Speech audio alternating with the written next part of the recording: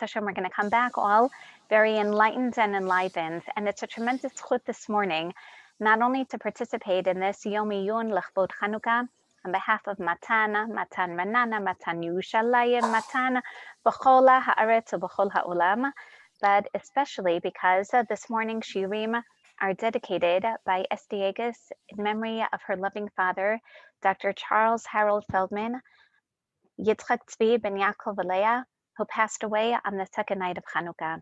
And I can't think of a more appropriate way, truly, le'iloi neshama, than to bring more light into the world, the more light of Torah over Chanukkah.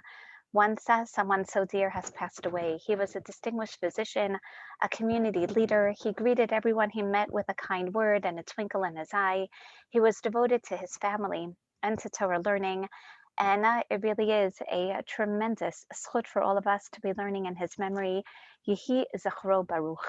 And without further ado, we're going to get started with our topic this morning, dealing with Chanukkah. I don't know how many of you, when looking at the title of this year, 8 dates and olives, and thought about, and perhaps a breakfast menu, or maybe in fact, again, some of the significant ideas that we're going to explore this morning with regard to the nature of this holiday that we're about to celebrate, and certainly with regard to the significance of some of the details of the holiday.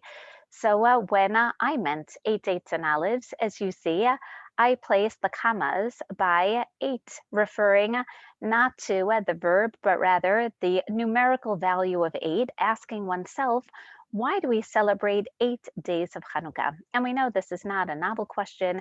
This is what's addressed by numerous Rishonim, as we're going to see some of the origins for the initial celebration of Chanukkah. By dates and olives, I don't mean the Sheva Minim, but rather the date of Chaf-Hei Kislev. Why was that the date that was established for us to celebrate?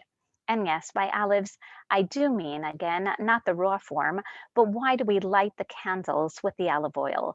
Why is the olive oil so significant?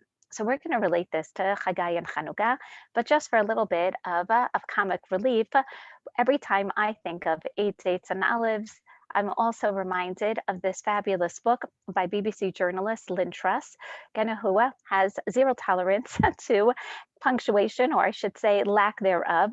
And she was mocking, again, society who is not very careful with their usage of the commas.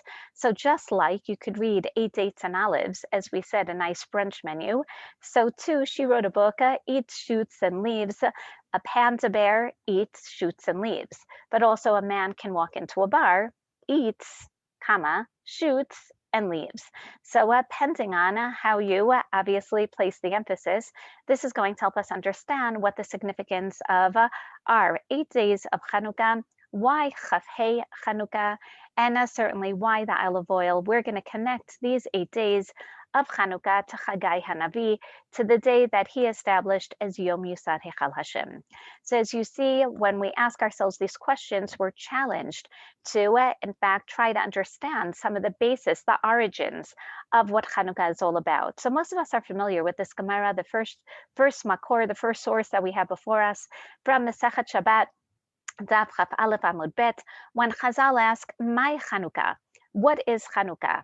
And notice that in the English translation, it already asks, okay, why do we light the candles on Chanukkah? By virtue of the fact that the Gemara has already been discussing the basic nature of candle lighting on Chanukkah, comparing it to the wicks and the oils that are incorporated for the mitzvah of Neirot Shabbat.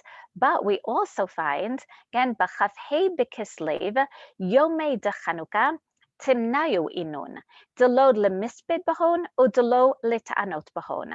The Gemara answers, well, we know, and we're going to see in just a moment, that the source is in fact Megillat Ta'anit. In Megillat Ta'anit, we're going to hear that there on the 25th of Kislev, there are 8 days of Chanukkah. You're not allowed to eulogize on them. You're not allowed to fast on them. And what's the reason for this? שכשנכנסו יוונים להיכל, טימאו כל השמנים שבהיכל, וכשגברה מלכות בית חשמונאי וניצחום, בדקו ולא מצאו אלא פח אחד של שמן, שהיה מונח בחותמו של כהן גדול, ולא היה בו אלא להדליק יום אחד, נעשה בו נס והדליקו ממנו 8 ימים, לשנה אחרת, קבעום ועשאום ימים טובים בהלל ובהודאה. In short, this is what I think most of us are brought up with, in fact, that on the 25th of Kislev, why do we celebrate this? So notice no mention thereafter of the date Chafei Kislev. All we have is what we generally call the Nes Shemen, when the Yevanim, when the Seleucid Greeks came in to the temple, to the Beit HaMikdash, they disqualified everything. They defiled all the oils that were in the sanctuary. So when the Hashmonaim overcame them and were victorious, and notice that there's a little bit of a hint to some type of military victory, they searched and they found only one cruse of oil that was placed still with the seal of the high priest, knowing that there was Shemen Zayid Zach Tahor, there was pure olive oil, and that's what they used to light the candelabrum. But there was only enough for one day the miracle occurred. And yes, we have 8 days. As we know, the menorah, the oil lasted for 8 days miraculously. So the next year, the sages instituted those days, made them holidays with a Hallel and Hodaya, made sure that we would praise Hashem. Now notice that there are numerous details that are left out. Firstly, okay, why then on Chafei Kislev? It never actually says why it's established on the 25th of the month of Kislev. Secondly, even though we're all familiar here, well, the oil lasted 8 days, nonetheless, all the Rishonim ask, well, there was enough oil for one day. So the miracle was really only for 7 days. And there are various answers that are given, but none in the Gemara itself. Why still do we light for 8 days, especially in the next year?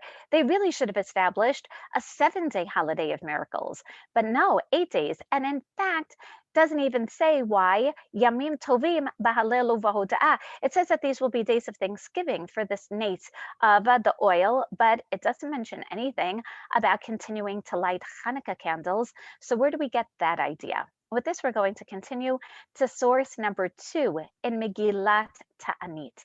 Megillat Ta'anit, which is a Tanaitic source, actually compiled and composed, as we know, by the later Tanaim. Even students, these Mesechtaot Tanot, small compilations of Mishnayot that weren't necessarily incorporated by Rabbi Yehuda Hanasi in the Mishnah, but did become incorporated in Megillat Ta'anit, where we find a list of 24 dates throughout the Jewish calendar where we're not allowed to fast. Very different than Mesechet Ta'anit that we have as one of the Shisha Sidrei Mishnah, one of the Mesechtaot in the Mishnah, wherein we there have all the laws of fasting when we must fast for lack of rainfall. But Megillat Ta'anit tells us just the dates. We hear Esrim Chamisha B'Kislev. So this now is the source that the Gemara, and years later, culled from, and in order to write to us, why do we celebrate these days of Chanukkah? So this is really chronologically more of an original source. Well, we not only have, as we see, the actual date, Esrim B'Chamisha B'Kislev, but later on, initially in Greek, there was a commentary, basically the footnotes, explaining the significance of the date known as the Scholion. So in the Scholion, we find the explanation for why we don't fast on the 25th of Kislev. The entire first part is almost verbatim what the Gemara incorporated, Shenichnesu, Yevanim, Lahechal, Timul, Kol Hashmanim, etc. But notice that that's not the initial explanation. Again, that's not the full explanation. It explains, it's true, that the next year, Lishana Acheret Kvaum Shmona Yamim Tovim. And then the Scholion continues, Umara Ula Sot Chanukah Shmona Yamim. But wait a second, based on this explanation, we should not be celebrating an 8-day holiday. Rather, V'halo Chanukah Shasa Moshe Bamidbar, Lo Asa Ela Sheva Yamim. It shouldn't be 8 days. And even if it's for the remembrance of the oil, as we said, the miracle was really only a 7-day miracle. So why 8 days? And now the Scholion of Megillat Ta'anit shares with us, well, really what they were celebrating wasn't so much this Nes Pach Shemen. Rather, they were celebrating that they can re-inaugurate the Beit HaMikdash, that they can repurify this temple that had been defiled by the pagan Greeks. And therefore, They really were celebrating Shivat Yemei HaMiluvim. They were celebrating the re-inauguration ceremony of the Beit HaMikdash. But wait a second, an inauguration ceremony of the Beit HaMikdash, we know from the time of Moshe Rabbeinu. If we look in Sefer Shmot and Vayikra and Bamidbar, Moshe had a Shivat Yemei HaMiluvim. Remember, the 8th day was the day of the revelation of God, Yom Hashmini. There are 7 days, and so too Shlomo HaMelech also only made a 7-day inaugural ceremony, followed by the 7 days of Chag HaSukkot. So why, when the Hashmonaim came, and basically according to this explanation, what are we commemorating? Not a Nes Pach Shemen, not the miracle of the oil. We're commemorating the re-inauguration of the temple, the rededication. Ki Chanukat HaMizbeach asu Shivat Yamim. First, you have to rebuild the altar. And sure enough, we find that the altar had been completely defiled by the pagan sacrifices. Again, the Greeks had completely defiled it. And sure enough, why then 8 days? Ella בימי מלכות יוון נכנסו בני חשמונאי להיכל ובנו את המזבח וסדוה בסיד. That really the explanation that we find already in Megillat Ta'anit that we're going to revisit throughout our shiur is that on Chaf Hei Kislev, they came in and we're going to see this is a little troublesome, but they rebuilt first the Mizbeach and they cemented it, they plastered it. And then the ensuing 7 days were 7 days of Chanukah HaMizbeach. First, they have to actually rebuild it. So that they did, followed by 7 days. Shahayu mitaknim b'klei sharet. That's when they were fixing all the other kelim and all the other, both the musical instruments, the other kelim in the mikdash. So Chanukat Beit Chashmonai Lidorot is going to be established. Why Bidorot? Because we recognize that God saved us. Mitzara l'irvacha, from a state of danger to a state of salvation. Va'amru b'halel v'hoda'ah. Notice how in Megillat Ta'anit we find the idea of lighting candles to be secondary.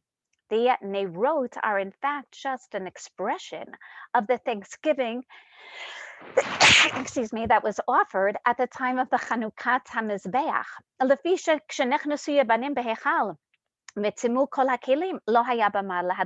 Just like they had to rebuild the Mizbeach, so too all the different kelim of the Mikdash had been entirely defiled. So the Hashmonaim came, and what did they do?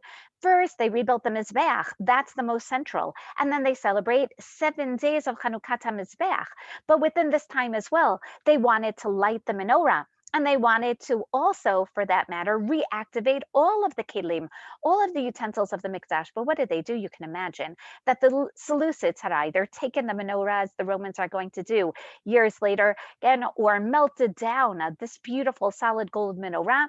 So instead, all they could do was take and build a makeshift menorah. They took Shiv'a Shipudei Barzel, literally, again, 7 different pipes that were lying around, v'chafum babutz, and they covered them with mud, v'hedchilu lahadlik, and then they lit this makeshift menorah. And why are they so happy with this inauguration, which isn't really so magnificent by virtue of the fact that they don't have their glorious kelim? ללמדך שכל תשועה ותשועה שעשה הקדוש ברוך הוא לישראל הם מקדימים לפניו בהלל ובשבח, to teach us how every salvation of God should be accompanied by thanksgiving. But once again, here the lighting of the candles seems entirely secondary to the celebration of the Hashmonaim's inauguration of the temple. They light a menorah, not even a beautiful menorah, but a makeshift menorah. And they light this menorah, but they're also inaugurating all the other kelim of the Beit HaMikdash. So why is lighting of the menorah so central? As a matter of fact, based on the source, one could argue that the most appropriate manner to celebrate for future years this Chanukat HaMikdash, the rededication of the Mikdash, would be for all of us to build makeshift altars. That's actually what they were doing, and then celebrating for the ensuing 7 days. So notice that we don't really have the explanation for the olives, right? Why then is the lighting of the menorah so central? And secondly, we don't really have explicitly an explanation for what was going on, particularly on Chaf Hei Kislev. But just in case we're not bothered enough, we continue now together to source number 3. The Gemara in Masechet Shabbat, the same Gemara that focused on the Nes Pach Shemen, that miracle of finding the cruse of oil, also explains that women are required to participate in the mitzvah of Ner Chanukah, the famous phrase of Rabbi Yeshua ben Levi incorporated by Megillah and Arba Kosot as well. Nashim chayavot b'ner Chanukah. Why? Sha'af hein hayu boto hanes. They were part of the same miracle. Tosfot explains they were part of the same danger, so they were part of the same salvation. But Rashi explains what's this salvation. Firstly,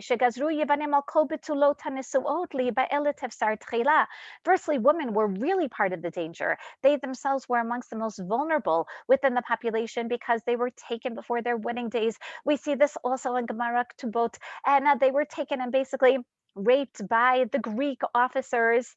But then Rashi adds his novel interpretation, Va'al isha nasahanes.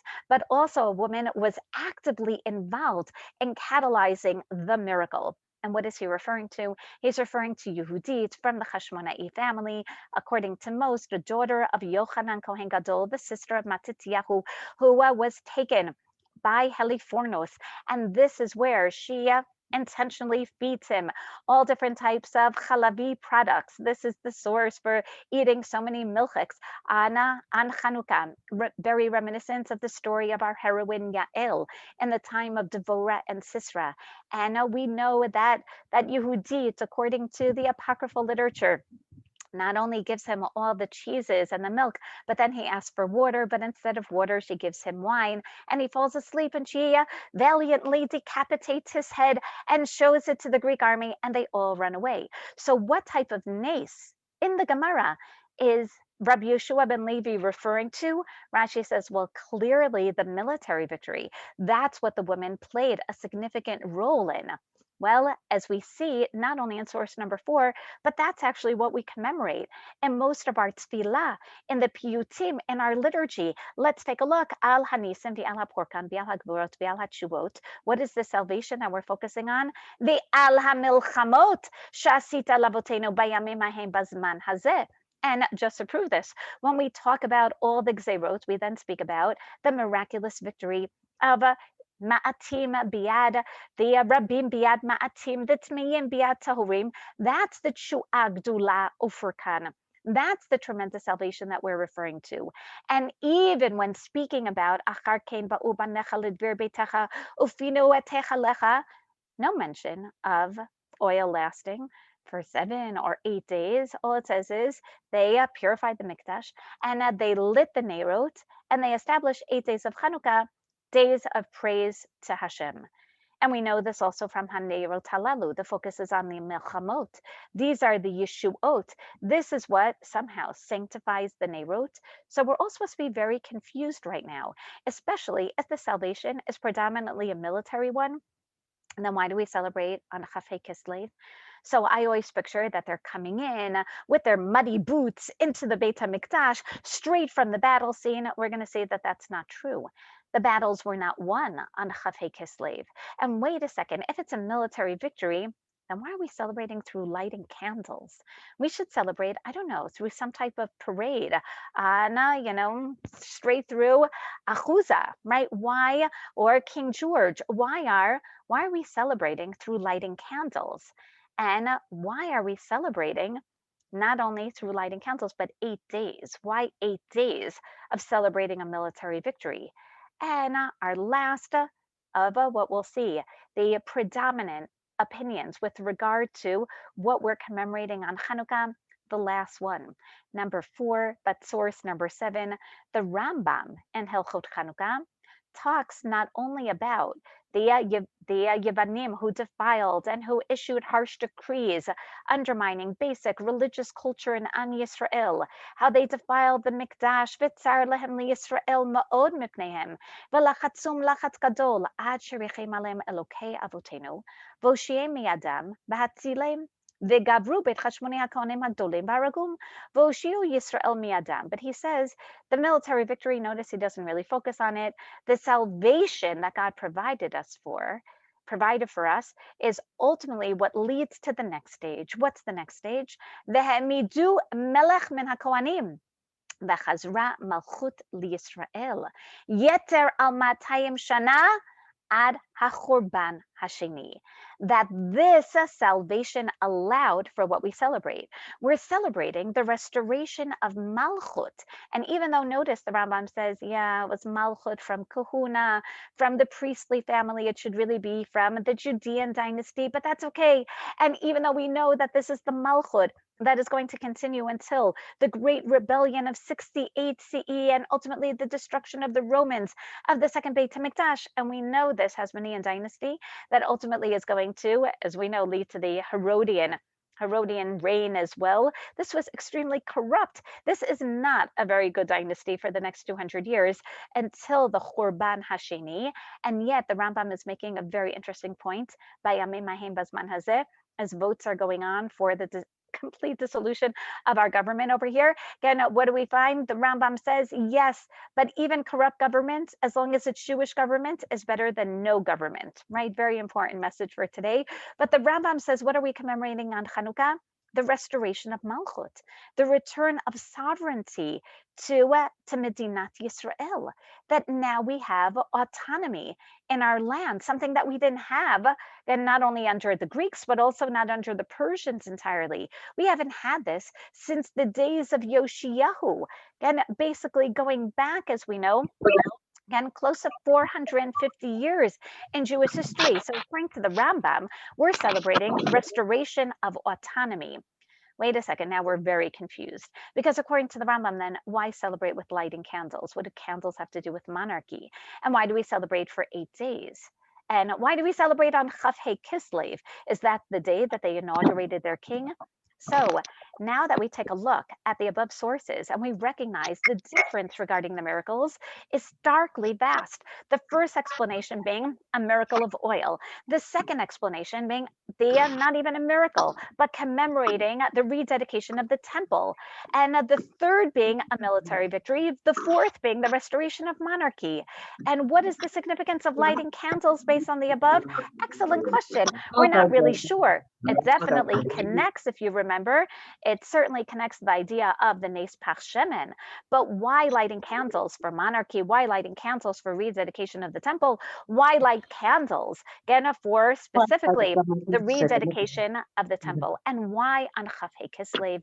And why do we celebrate for 8 days? So we're still very confused. So as we take a look, again, I'm going to also, yes, to try to mute everyone over here now that I'm the host. Again, let me try. Yes, yes, yes. One moment. I'm going to stop the sharing for a moment. Okay. By the way, how's the internet connection? Is it working? Because if not, then I'm going to switch. Excellent. Okay. One moment. Okay, you are all muted. Okay, here we go. So now let's take a look at why then the significance of lighting days, why particularly 8 days? Why is this going to be and really so significant for the continuation of the celebration of Chanukkah? So we're going to begin with a classic source that is going to help us appreciate the significance particularly of lighting candles.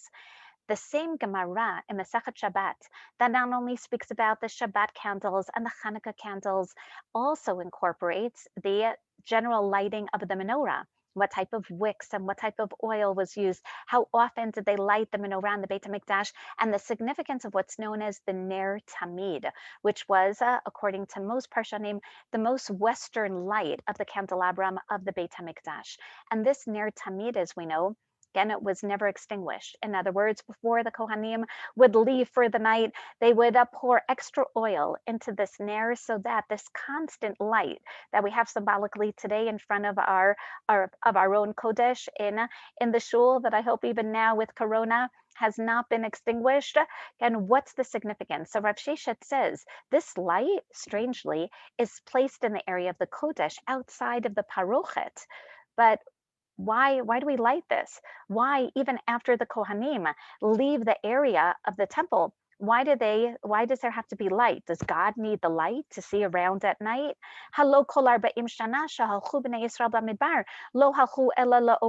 It can't be, because God is the source of light. God is the one who provided light for everyone else. God is the one who gave us that Amud Eish in the Midbar. Ella, what is the significance every time we see light? Eiduti leba'ei olam shashchina shora b'Yisrael. Light, as we know, is the physical manifestation of God in this world, and therefore it's a reminder, it's testimony that God resides within Am Yisrael. So every time we either see light or every time we bring light into the world, this is our expression of recognition that God is involved in our history, is involved in our individual, collective, national lives, and a historical trajectory. That's the significance of lighting these lights. And therefore, if we look back then, we can understand the Nes Pach Shemen. Why do we celebrate? Obviously, through candle lighting, because that's our way of expressing the manifestation of God in this miracle. And how about the military victory? And how about the rededication of the temple? And how about the reestablishment of monarchy in Am Yisrael by lighting the candles? We're basically testifying that we understand that this is not a natural occurrence, but rather this is an expression of God's involvement in our lives. And therefore, if we take a look at source number 9, the Maharal's magnificent work on Chanukkah called Ner Mitzvah, he states this explicitly. He said, Od yesh lomar she'ikar ma shekavu yemei Chanukah b'shvil shayu menatzchim et hayavanim. He says, Chazal know that the real basis for these days, the establishment of Hanukkah, is because of the military victory. The military victory allowed for all the subsequent rededications and restoration of sovereignty. The primary miracle is really one of military proportions. Even Chazal and Masechet Shabbat recognize that, of course, that we could not have rededicated the temple and have lit the menorah and have had this miracle for these 7 or 8 days without the military triumph. Why is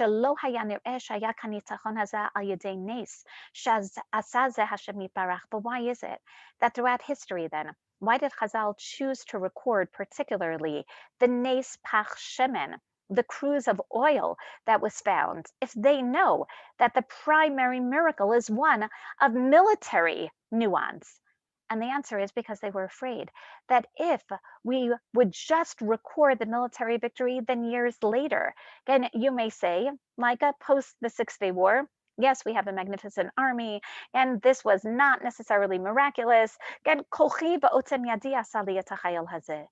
in order to show the Hashmonaim right away, in order to emphasize that they understood that their military victory was not due to their own strength and valor, that's why they focused even on lighting the menorah. They wanted to show then and now what's recorded, to recognize that we won, not because of our power, we won because of siyata dishmaya, we won because of hashgacha pratit, of God's involvement in our lives. That this victory, a military victory, really came from God, was divinely established.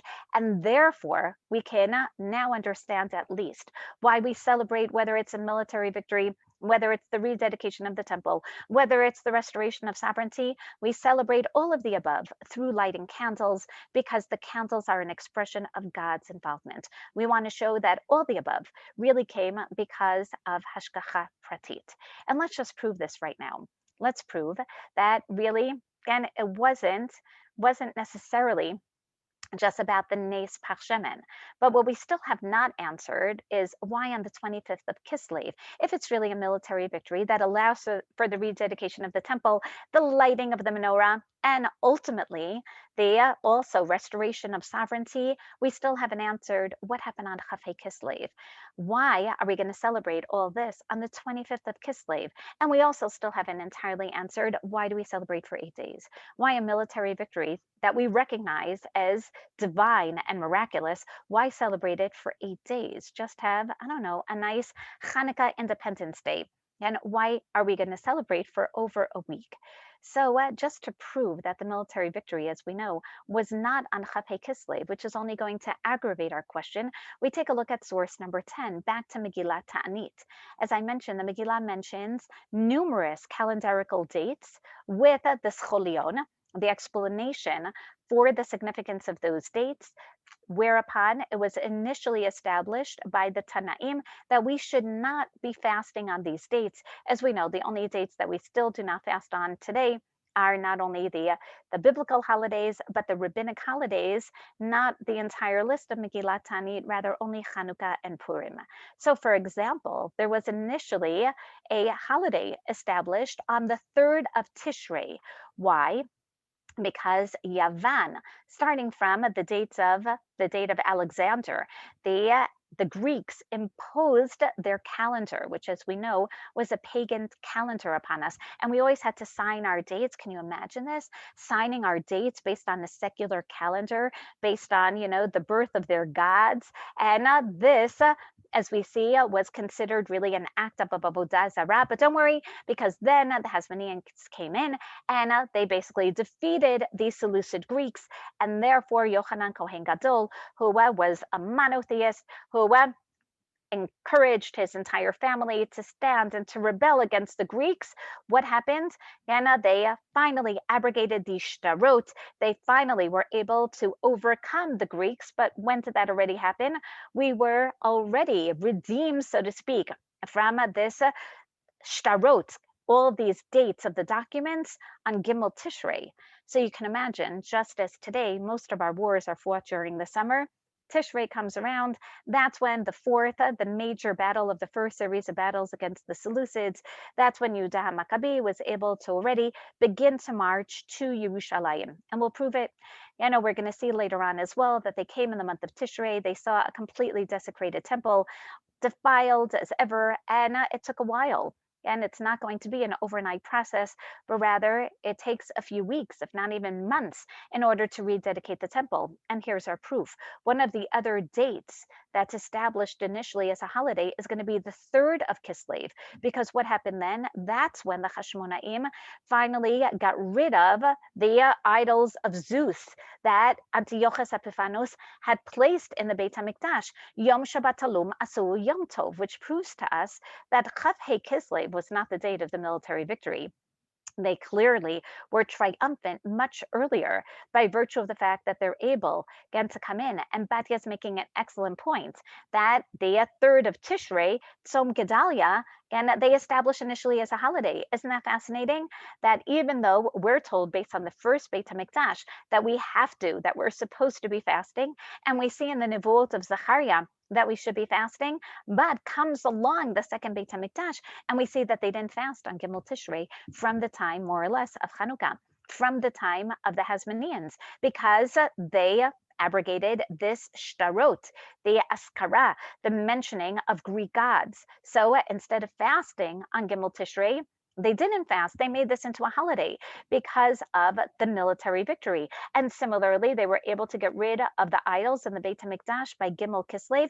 That was established as a holiday. So now we have to ask, why Chaf Hey Kislev? Why did they establish that as a remarkable date? They really could have, if they already finally got rid of these pagan idols in the Beit HaMikdash at the beginning of Kislev, then why wait around to Chaf Hey? As a matter of fact, Chazal speak about this also during the time of the Midbar of Chanukat Mishkan, and they say that, you know what, we were actually ready to rededicate the temple, the Mishkan, in Kislev, right, by Chafei Kislev, and yet, no, that's not such a significant date. So they delayed the inauguration ceremony until Rosh Chodesh Nisan. So why didn't the Hashmonaim do that?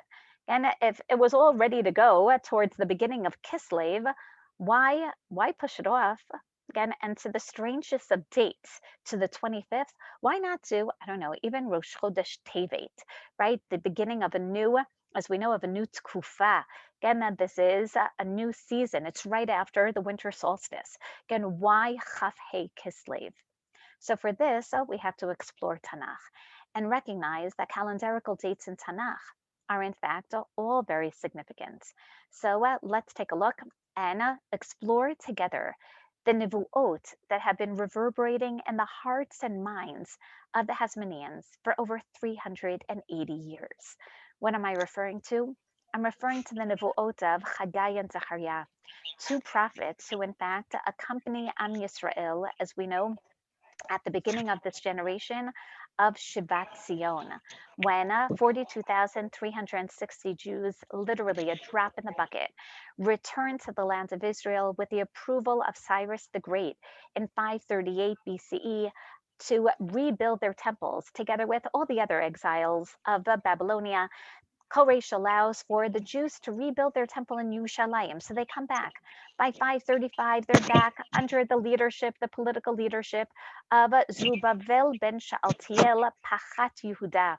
And as we know, the government leader, the political leader of Yehuda, together with Yehoshua ben Yehotzadak, the Kohen Gadol, and he is going to try to encourage the people to rebuild the Beit HaMikdash. For 18 years, they try to rebuild the second temple. And yet, due to economic issues, this definitely sounds very familiar, economic problems together with political issues going on with the Samaritans up north, who are bothering and starting all different types of coups d'etats. Again, we know that they're unsuccessful, and the people are becoming very disillusioned and very disappointed. And they're wondering, maybe HaKadosh Baruch Hu doesn't want us to rebuild the Beit HaMikdash right now. As a matter of fact, maybe we're not supposed to stay in the land of Israel. After all, we're the minority. Maybe the Samaritans are right that it's time for Shechem to become the capital. Comes along Chaggai Hanavi in the second year of Darius, who is now a strong leader, taking over from the very weak successor to Koresh named Cambyses,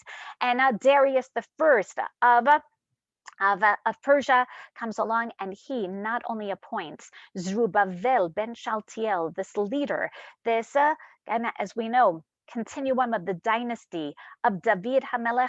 Not only does he make him the governor, the Pachat of Yehuda, he chooses him as the satrap over the entire satrapy of Judea.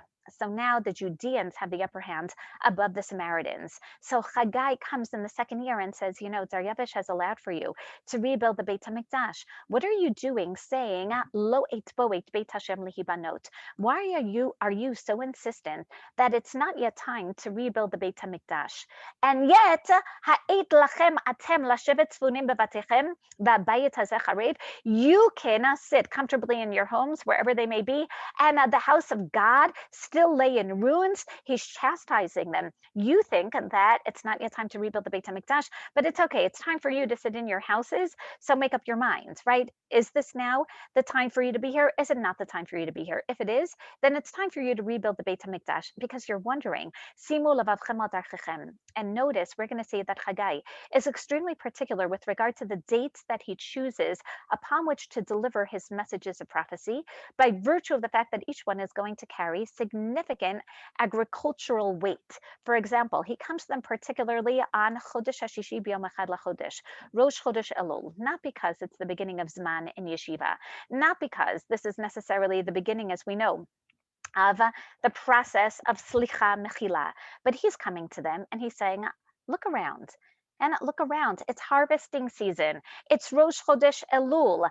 And for the past 18 years, your harvest has not been successful.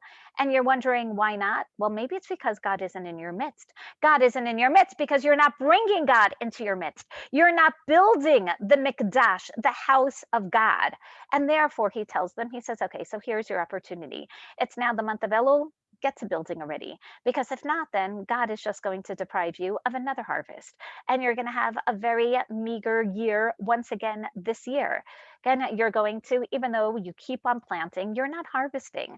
So get up and build the Beit HaMikdash. It seems that this was quite effective, because by Chaf Dalid, by Esrim Barba'ala Chodesh B'Shishi, the people led by Zerubbabel, led by Yoshua ben Yotzadak, their political and religious leaders are sufficiently inspiring them. They're getting up, they're collecting the wood, they're starting to build the Beit HaMikdash. But Chaggai comes to them once again on a remarkable date. B'Shvi'i B'Esrim Ve'echad LaChodesh. This is Chaf Aleph Tishrei. This is the date, as we know. We call it today Hoshana Rabbah. Hoshana Rabbah, because this is the date, the last day of Sukkot, known now also as Yom HaArava. This is a date that we start appealing to God for rains. This is a very agriculturally sensitive day in the Jewish calendar, and therefore Chaggai chooses this day. And he says, okay, now that you start to build the Beit HaMikdash, I see that you've given up a little. that your enthusiasm has waned because you're looking and you're saying, this isn't really such a glorious mikdash. You're remembering, some of you, the elders amongst you, the first magnificent Beit HaMikdash of Shlomo HaMelech, and you're wondering, then should we really build this? He says, yes, yes, you start to build it. If you build it, they will come. HaKadosh Baruch Hu will come. The riches are going to come. And then, ani marisha tashamayim v'haaretz, you're going to see major apocalyptical changes that are going to happen within this world. But he doesn't suffice it with the date of Chaf Aleph Tishrei. He comes again, Besrim Bar Ba'al Chi'i. He comes on Chaf Dalid Kislev. Please remember this date. He comes on Chaf Dalid Kislev, Bishnat Shtayim Lidar Yavesh. It's 520 BCE. And he turns to the Kohanim and he says, basically, you've been out of a job for 70 years. Are you familiar? Do you still remember the laws of Tuman Tahara? And this is his way of encouraging them. This is for real now. Now we already have to start your stage, your internship for going back and serving in the Beit HaMikdash. And I have to share with you something remarkable that I'm sure many of you, again, who are learning Daf Yomi, if you haven't learned today's Daf yet, you're going to see, speaking of significance of dates, this is the Daf of today. Today, where we're learning about the Nevuah of Chaggai on Chaf Dalid Tishrei, which, as you know, is only 3 days from now. This is what reverberates not only in the shiur that you're learning this morning, but when you open up the Gemara, you're going to see this is unbelievable. Shani quoted this morning. This is on today's Daf, Psachim Daf Tet Zayin. Okay, I see you're not all as excited as I am, but this is remarkable. This is what you hear at the very end. And the Gemara is going to try to explain, again, what really defiles, what beverages defile, what beverages don't defile. Is there a difference between beverages in the Beit HaMikdash? By quoting our psukim from Chaggai, and who asked the Kohanim, so what do you think? And when a Kohen has something kadosh, when he has something sacred, or the Gemara understands it actually as something very defiled, like a dead rodent, and does that transfer tum'ah through all different liquids? And there's a machloket whether the Kohanim even answer correctly or not, that they've been so out of practice that they aren't really sure what the answer is. But Chaggai comes along and he says, I want you to recognize and how you have to properly worship in the Beit HaMikdash. And why is he testing them on Chaf Dalid Kislev? Why does he choose this date? Well, you already know that all of Chaggai's dates have agricultural significance, and Chaf Dalid Kislev is no exception. He says, you want to know what's going on today? This is the day, he says, Miterem sum even el even behechal Hashem. This is the date of the ribbon cutting ceremony. This is the date of the foundation of the Beit HaMikdash. They're reestablishing the second Beit HaMikdash. This is the rebuilding of the second temple. So if until now they were collecting the wood and they had started building and some of the supporting walls, now they're laying the foundations, he says. He says this date then says is extremely significant because you're all thinking, okay, great, we established the foundations, now we can take our time. Chaggai says, no, you can't, because even though the primary agricultural season that began Sukkot time, the last of the rains that provided for your harvest and the beginnings of this year may be taken care of, he says, look outside. That's not true. Chaf Dalid Kislev is also an agriculturally sensitive date, because this is the date, as we know, that you can still, he says, have agricultural diseases, especially the eitz hazayit lo nasa men hayom hazeh avarech. Again, look outside. Again, I'm looking at my backyard and I see that even though, again, I have some rotten rimonim still left on the tree, but there are no gifanim, no te'inim, the figs and the grapes are all gone because they've been harvested in August in Elul. But my olives haven't yet been harvested because this is the season. Just go outside and you'll already see our cousins again beating at the trees. This is the season of the Eitz Hazayit. And we're going to see this reflected halachically as well. And that's why you can still bring bikurim. The first of your olive harvests are only going to be brought now. And therefore the olive, so essential for light, so essential for cooking, so essential for the heat. Chaggai turns to them and he says, no, Again, God could still strike your olives. And therefore, I would really stay very focused on rebuilding the Beit HaMikdash. Miyom 24 לתשיעי, lemin hayom asher yusad heichal Hashem, simu levavchem. This is the date of the founding of the Second Temple. This is the date of the dedication of the Beit HaMikdash Hasheni. And then we find that Chaggai does not suffice with that inspiring and also fear-inspiring and of Nivuah of Chat Daled Kislev, of the state of Yom Yisad Heichal Hashem, of the dedication of the temple, encouraging all of Am Yisrael during this time to continue with the rebuilding of the Beit HaMikdash. He turns now particularly to the political leader, to Zerubbabel ben Shealtiel Pachat Yehuda, on Esrim Va'arba Lachodesh, and he says, Zerubbabel, this is also the date that I want you to catalyze complete autonomy. I want you to stand up against the Persians. And even though they outnumber you, and even though they look stronger than you, don't worry. Again, God is going to perform miracles. You're going to see you're going to see Rabim Biyad Ma'atim. You have nothing to fear, because this way, Zerubbabel ben Shealtiel, I'll make you king. You won't just be a localized governor. But now's the time for the reestablishment of Malchut B'Yisrael. Now's the time for Mishichut. This is an eschatological time period of apocalyptical proportions. You're supposed to get up and wage war against these enemies. And then you will see, I will choose you as my signet. You will become the king of Yehuda, because I've hereby chosen you as the political leader. So now we understand what went on. During this time period, 520 BCE, 380 years before the Hasmonean rebellion, Chaggai had already told the people, you have an opportunity not only to rebuild a magnificent Beit HaMikdash, but you also have the ability right now to establish sovereignty in Am Yisrael. And unfortunately, we never hear about this world war that Zechariah initiates. We never hear about, for that matter, any of the actions of Zechariah thereafter. Apparently, he, in the end, was a passive monarch. Similarly, to all of his successors. We don't hear about any Judean kings from 520 BCE until ultimately the Hasmonean revolt of 169 BCE.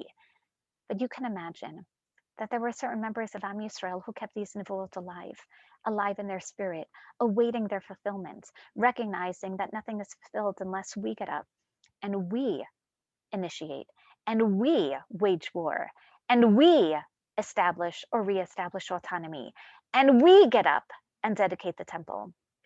And maybe this is what inspired the Hashmonaim, Matityahu and his sons, to say, Mil Hashem Elai, that we have an opportunity now to finally revisit and fulfill the Nivuot of Chaggai that are waiting there in abeyance for us to materialize, to allow for these Nivuot to be fulfilled. And therefore, Yehuda Maccabi comes back and he says, do you realize what just happened? We just fulfilled the Nevuot of Chaggai. We're the ones who stood up. Okay, it wasn't against the Persians, but it's against the Yevanim. And therefore, that's what inspires Yehuda, as we find recorded just a few years later in Sefer HaMaccabim by an author living in Eretz Yisrael, to record that Yehuda Maccabi, in fact, was inspired and says that now that we defeated our enemy, now's the time to go rededicate the temple. This is exactly what Chaggai had said. And therefore he says, let's go to the temple. Let us go and repurify the Beit HaMikdash. And what did they do? They not only go and repurify, they see everything that had already been defiled. And the Yevanim had defiled our altar, our Mizbeach. So what does Yehuda do? Again, what do we do? On one hand, it's a Mizbeach. It's an altar that had been built during the time of Chaggai HaNavi. And that sacrifices were offered there in purity. But wait a second now, the Greeks had defiled it. So they decided they're going to destroy this Mizbeach, but it still has Kedusha. So they put it on the side of the Beit HaMikdash. Ad asher yakum navi b'Yisrael lahorotam et asher yasun. Please keep in mind that it's been 350 years since the last of Nevi'im, since Malachi, and yet the Chashmonaim were convinced now's the time for the reestablishment of all of the Nevuot. Now's the time for their fulfillment. Now's the time for Mashichut. Now's the time for Nevuah to be restored. So don't worry, we're just going to put the broken stones of the altar on the side until a Navi comes, because we're going to have Nevuah restored to us imminently.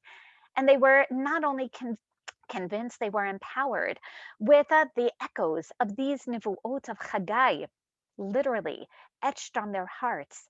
They could see these nivuot clearly before them.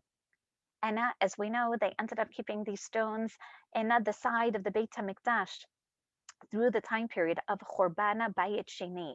But let's continue in Perek Dalet of Maccabim Aleph, as they came and they came back to the Beit HaMikdash, as we already saw, around the time of Tishrei, Tzom Gedalia, and they start to already inaugurate and clean and finally purify and literally disinfect the Beit HaMikdash. They disinfected the chatzer. Vaychatshu et klei hakodesh, and they put the ketoret on the mizbeach and the menorah, and they put their lechem on the shulchan. But they waited and they waited. They waited until Chaf Dalid Kislev. They consciously waited to that anniversary date of Chaggai, to the date when Chaggai delivered his nevuah of political proportion, agricultural significance, the time of the olive. They waited till the date of Chaggai's nevuah to show that just as the Greeks had come and defiled the Mizbeach on the day that it was originally founded on Chaf Dalet Kislev, now the Chashmonaim are coming to restore, to rededicate the Mizbeach. As we found in Megillat Ta'anit, they rededicated the altar on Chaf Dalet. But now, Vayhi biyom hachamishi, v'esrim l'chodesh hatshi'i hu kislev. That's when they get up early in the morning, just like Moshe after Ma'amad Har Sinai. They bring olot, v'yachanchu et hamizbeach be'etzem hayom asher timu oto hagoyim, v'yalalu lahashem b'shirim v'chinorot v'chalilim u'v'mitzaltzelim. They basically are establishing Chanukkah-Rabbanit Shmonat Yamim. As we found in Megillat Ta'anit, just like Chaggai did, Yom Yusad Heichal Hashem, they built it. Again, he gave his nevuah on Chav Dalid Kislev. They built the Mizbeach on Chav Hey Kislev. And that's why the Chashmonaim are going to build it on Chav Hey Kislev. And we saw in Megillat Ta'anit, they build it on Chav Hey Kislev, and then they celebrate for 7 days thereafter. So Chanukkah-Mizbeach is a day of building, followed by the 7 days of inauguration, of dedication. Lachug et Chanukkat HaMizbeach b'yom ha'chamishi v'esrim l'chodesh kislev shmonat yamim midei shana b'shana v'alel b'hodaya l'Hashem. And this way, now we understand, they chose this date to show that it's the date of the fulfillment of the nevuot that have yet to be fulfilled. They chose this date to show that even though 380 years went by, they understand, and they're still revisiting their past and their present and their future as they rededicate the Mizbeach on the same day as Chaggai. And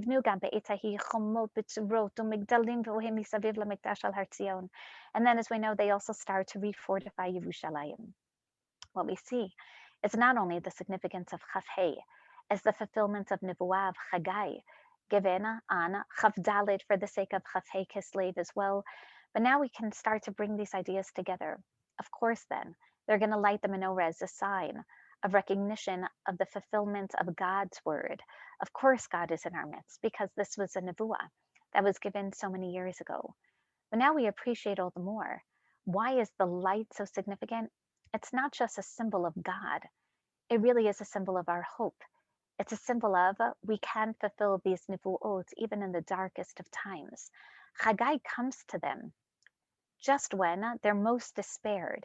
He comes to them in the winter months. He comes to them during the winter solstice, when, as we know, the nights are the longest, when the people are cold and they want to stay inside, and they're thinking there's no way that we can get this temple off the ground with all the political and the religious and the economic crises.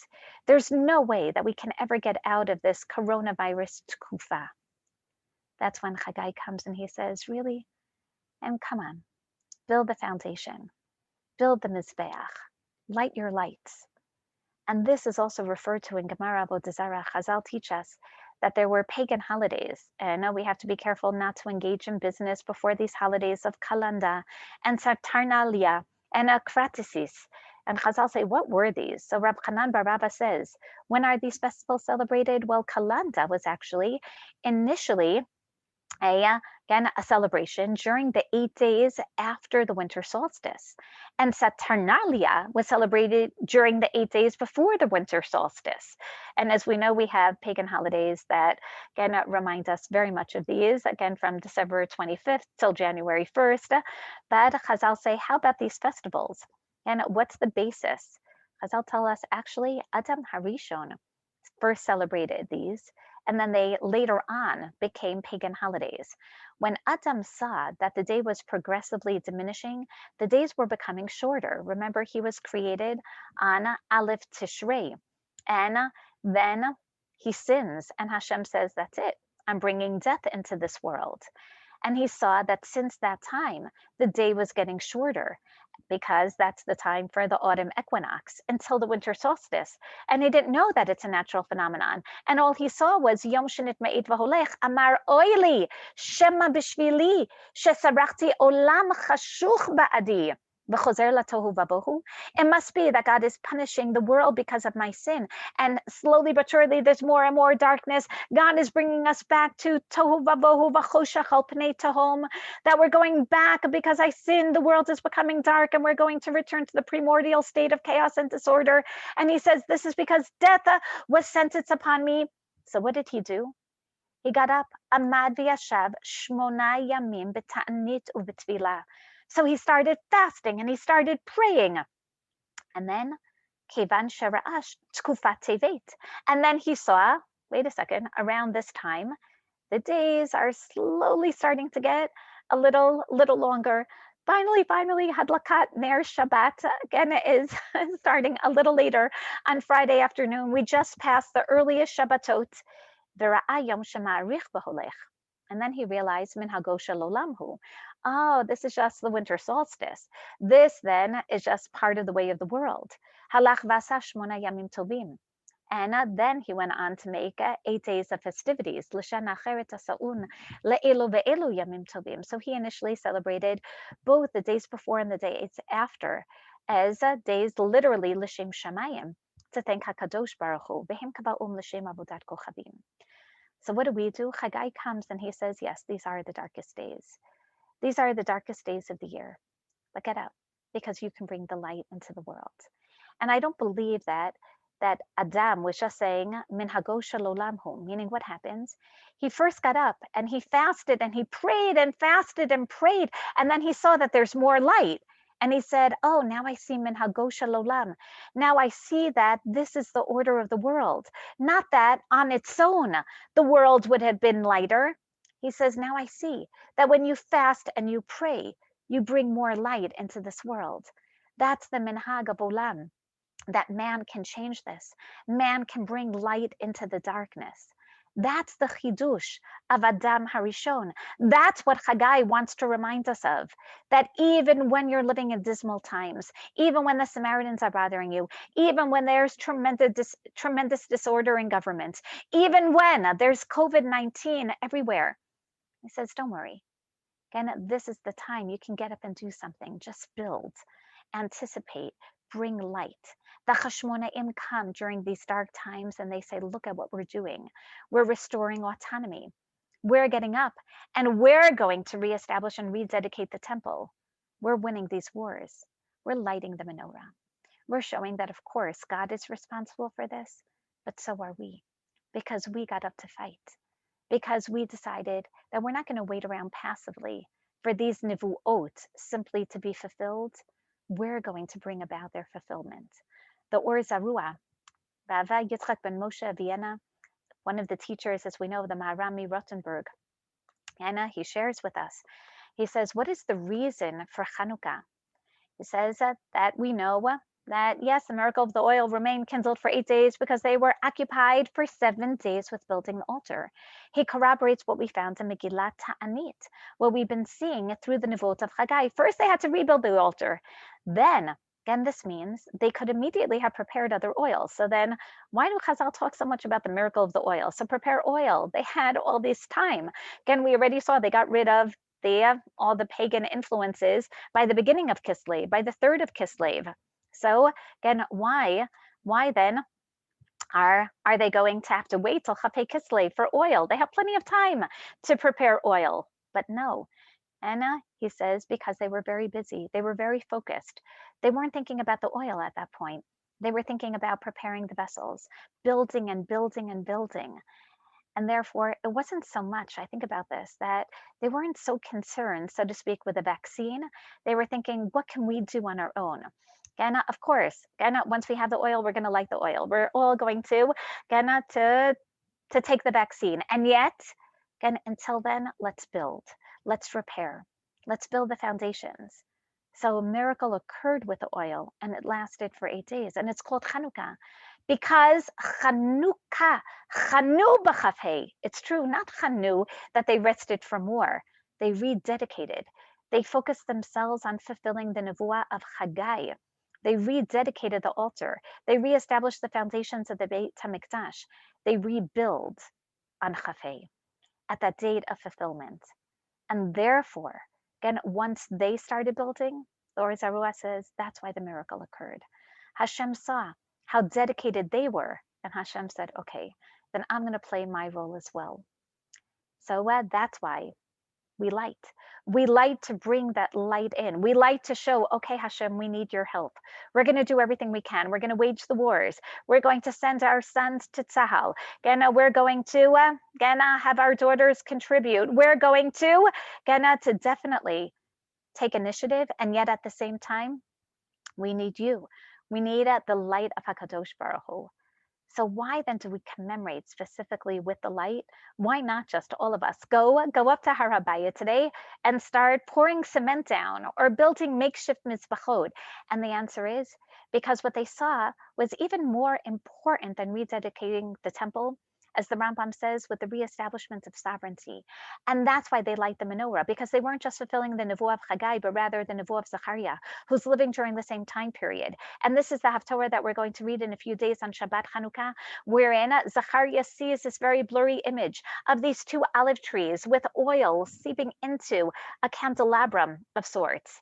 And he asks the Malach, he says, what is the significance of this? And the Malach says, you really don't know? You don't know what the symbol of the menorah is? And he says, no. And the Malach says, Lo b'chaya v'lo b'koach ki im beruchi. Amar Hashem Tzvakot. The symbol of the menorah is exactly that. It represents a duty liYisrael shashchina sharabi Yisrael. It represents the restoration, he says, the restoration of Malchut. It represents the restoration of sovereignty that's brought about by God, not through strength, not through your own power, but through the spirit of Hashem. And this menorah is going to symbolize the fact that you, Zechariah, can now tell Zerubbabel, come on, get up and wage war. Get up and establish the foundations. Yistu habayit hazeh. The menorah symbolizes the reestablishment of Am Yisrael, again, through the monarchy. And notice, Zechariah says, what are these two olive branches or these two olive trees? And the Malach says, you really don't know what they are? And he says, no. He says, Halo yadata ma'ile. And Zachariah says, no, I really don't. Lo Adoni, Vayomar Shnei B'nei HaYitzar. These are the two personalities who are anointed with oil. This is Malchut on one side. This is priesthood on the other side. This is what Malchut, this is what sovereignty in Am Yisrael is all about. It's about your religious fortitude together with your political fortitude. And that's symbolized by the menorah, because it's actually not a gavel, and it's not an Uzi, and it's not an again an F-14 or 16, and it's not the Merkava tank. You want to know what the symbol of Am Yisrael is? It's the symbol of the menorah, which represents godliness in our midst, which represents Shechina Shorabi Yisrael. That's the basis for the establishment of autonomy. And as we know, this is what was chosen just weeks after the proclamation of Medinat Israel, this is what was chosen as the symbol of the Medina. And what was remarkable is that Rav Herzog wanted the original symbol of the menorah, which we know is not what's on the Arch of Titus, but actually on the Arch of Titus, they enclosed it with a case because it actually has 3 legs. And Rav Herzog says, let's bring back the menorah of the Mikdash. And Gershom Sholem, the historian, said, no, let's bring back the menorah of the Arch of Titus and show that we're rebuilding. Let's show that we're reestablishing autonomy. Let's show that we're going to take the same Star of David that was used for destruction and we're going to put it on our flag. Let's show that we understand, like the Hashmonaim, that we're refulfilling Nevuot of today. And that's the miracle of Hanukkah, to bring the light of God into the darkness, for us to do everything that we can, to wait until Chaf He Kislev to show that we're refulfilling the Nevuot of Chaggai, in reestablishing autonomy, in rededicating the Beit HaMikdash, and bringing greater both a political autonomy and at the same time religious autonomy to Am Yisrael, to Eretz Yisrael, in today's time to Medinat Yisrael. And now we understand the significance of this holiday so much more. These are days of Hallel and Hoda'ah where we think HaKadosh Baruch Hu, but not just for the past. Bayamim hahem bazman hazeh. Remember that there are so many nivuot that are yet to be fulfilled. There are so many nivuot that, again, unfortunately, after the Hashmonaim, we lost that sovereignty, that we're waiting to bring back Ribonut to Eretz Yisrael. And Chaf He Kislev reminds us, just wait till the darkest times and light your candles and go out and wage those wars and go out and initiate and go out and then rebuild that Mizbeach and celebrate it. For after the building, celebrate the building and then celebrate 7 days of rededication through lighting of the menorah, through lighting of that sign of Lo B'chaya V'Lo B'Koach Ki Bruchi. But why again 8 days? We discussed based on Megillat Tani. It's a beautiful explanation. We built for a day, we dedicated for 7 days, because the dedication is always for 7 days. But in Sefer HaMakkabim, we have another explanation, and that is Maccabim Bet. From a very religious perspective, a religious Jew who says that Yehuda Maccabi was inspired by Hashem the entire time. And it's true, they came back already in the month of Tishrei to bring their korbanot and to celebrate Yamim Noraim. But the Mikdash was so defiled that they couldn't. And they waited. They waited until they could establish on Chaf He Kislev, till they could rebuild the Mizbeach and place the Lechem HaPanim and light the candles once more. And Yehuda Maccabi asked God, Anna Hashem, Shomrenu lanetzach mitara kazot. Hashem, please. We see that they incorporated on Chaf He Kislev the tefillot of Yamim Noraim. Im chatanu lacha yasrenu kachasdacha. Hashem, please protect us and make sure that we will not be vulnerable to the hands of pagans again. And then they came and they said, now's the time, even though it's the 25th of Kislev, it's the time of the olive harvest. So we can still celebrate at least Sukkot, because for the past 2 years, when they were still under Seleucid rule, and in the midst of the rebellions and guerrilla warfare, they were barely able to celebrate Chag HaSukkot. So Yehuda Maccabi says, why not?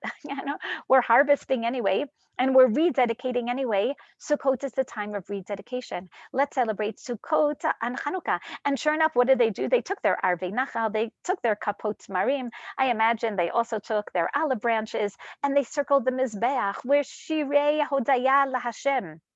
And why did they celebrate specifically then? Because we're rededicating the temple. And Shlomo had dedicated the first Beit HaMikdash, as we know, over the days of Sukkot, Shivat Yamim, and then the 7 days of Sukkot. So we're going to celebrate Sukkot as a time of rededicating the temple.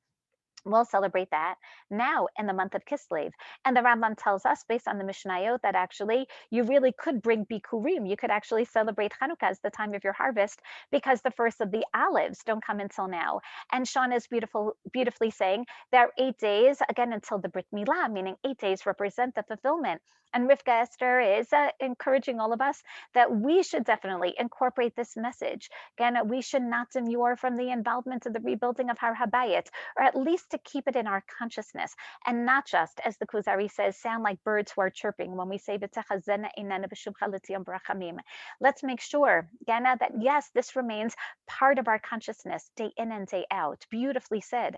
So we're going to celebrate Chanukah for 8 days, like Sukkot is for 8 days, because we're bringing bringing still the first of the Bikurim, albeit you can't say Arami Oved Avi, the famous historical proclamation, but you can bring the Bikurim, celebrated agriculturally. Look at Chaggai. He chose that date for the agricultural significance because the olives are being harvested right now. So remember that it's a time for renewal. Remember that it's the end of Tkufat Tishrei, the beginning of Tkufat Tevet. This is the winter solstice. This is basically the end of the beginning of the year. So we can still be inspired and re-inspired to start anew. The Tosefta tells us not only that, but Sukkot is also known for its light. It's known for its or. From the celebrations of the Simchat Beit HaShoeva going on every single night in the Beit HaMikdash, Chazal tell us that the Perchei Kohanim, the young Kohanim, would literally climb up the candelabras every single night and pour gallons and gallons of oil into these huge candelabra to make sure that the Chatzer, the Beit HaMikdash, would stay lit. Chazal teach us that there was more light at night than there was, it looked like day, which is why people became nocturnal. Again, they didn't go to sleep for 7 days. They would close their eyes standing up because no one wanted to miss the days of celebration of the Simchat Beit HaShoeva. And Rav Shimon ben Gamliel was famous not only for his acrobatics, but for taking 8 torches of light. So if we're going to celebrate Sukkot on Hanukkah time, and then we take our 8 torches, we take our 8 nights, we take our celebration of Simchat Beit HaShoeva, which is all about, again, recognizing that we're going to take the last of the waters. We're going to spill them because we have confidence that God is going to bring us more rain. We have confidence that if we start, if we build, then God will come. The Sfat Emet tells us that's why Chanukah really is the reflection rabbinically of Sukkot. If all the 3 biblical holidays are like the sun, he says, then the rabbinic ones are reflections thereof. So Shavuot is reflected through the rabbinic holiday of Purim, of Kimu v'Kiblu et Torah. And Chanukah is the rabbinic reflection of Sukkot. And he says not to worry, because very soon there's going to be a rabbinic reflection of Pesach, perhaps through Yom HaTzmaut. But he also teaches us, and this is a twin of the 19th century. I have to end. He's so sorry. Your shiur is amazing, so please wrap it up. Thank you very much. I thought I had till 11:15, so I'm going to wrap up in the next literally minute and a half. Here we go. The Sfat Emet. Thank you, Shani. That's what Chanukah is all about. The Chanukah is in fact all about Hitzchashut. It's about the re-beginning of the year. It's the extension of Chag HaBikurim, but it's an opportunity to start anew. And that's why it's the Chag of Chinuch. It's the Chag of education. It's the Chag of reestablishment. It's the Chag of Hitzchashut. And Josephus living then, again, just as we know, about 100 years thereafter, seeing that, wait a second, we reestablished autonomy, we reestablished sovereignty, only to have Pompey come in and strip it from us again. So there was really a machloket amongst Chazal. Maybe we should cancel Hanukkah. Maybe we should forget about that temporary victory against the Seleucids. And the Chachamim said, absolutely not. Because in every generation, we have to remember the successes of the past. We remember the light of the past and we keep lighting because we truly believe that we're going to be refulfilling these nevuot. And Josephus says during the time of the Roman persecutions that we call it now, not just Hanukkah, we call it the Festival of Lights because we remember that there's liberty beyond our hopes that appear to us. And that's why we start calling it Chag HaUrim. And I can't end without mentioning Rabbi Sachs' beautiful, beautiful idea that certainly dovetails magnificently with our entire theme of 8 dates and olives. He says, yes, let's call it the Festival of Lights, because what endured was not the historical narrative as told in the book of Maccabees. That it's true that it was the military victory. It's true that it was all about the rededication of the Mizbeach, but it's actually the simpler, the stronger story that spoke of a single cruse of oil that survived the wreckage and desecration, and the light it shed that kept on burning throughout the future times of persecution. Something in the human spirit survives even the worst of tragedies, allowing us to rebuild shattered lives, broken institutions, and injured nations. And even during the times of dark corona, that's the Jewish story, the ever-renewed power of that faith whose symbol is Chanukah, and its light of inextinguishable hope. Chag Urim Sameach to all of you. Thank you, Shani, for the most inspiring shiur and the miracle of getting through 8 pages. Kol hakavod, Baruch Hashem. Thank you. All right, the class via El Libuet will continue in a few minutes. So stay tuned, everyone, and Good to see everyone. Thank you, Shani. Chag Sameach. Thank you, Shani. Chag Sameach. Thanks, Shani. Great as always. Thank you. Unbelievable.